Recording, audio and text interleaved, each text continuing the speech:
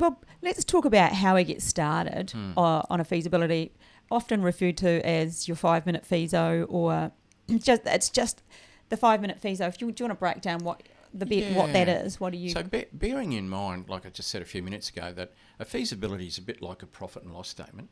So you got your income less your expenditure equals your profit. Your income's straightforward. It's what we sell our duplex townhouses, blocks of land for.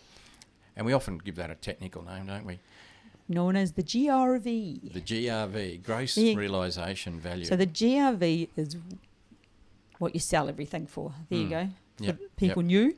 Yep, gross realisation value. And that's just a number. It's what it is. It's what the market would pay for that product. But then we've got a number of costs. So I do have a simple way. Just taking one step back, what can be very frustrating, particularly when people are starting out, is if they spend a lot of time looking at a project and in the end it doesn't stack up, as we say. It doesn't produce the right profit. But you could spend hours and hours or even days gathering information and doing feasibilities and talking to people and working out what the GRV is, only to find out it doesn't even work. Now, you don't want to do that too often. What you want to do is have a quick way of working out, is it likely to work? And if it's likely, it's not an absolute, but if it's likely to work, then you could spend some more time on it.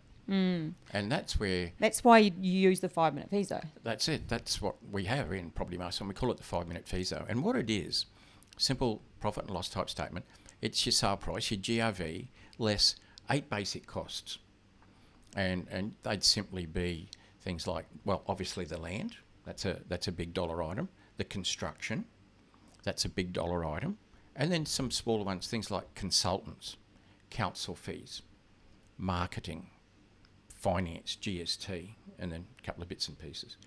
So people who followed our podcasts would have heard that our recommendation when you're starting off is to choose an area and dig deep on it. A patch, what we call a patch. So you would have a pretty good idea right at the beginning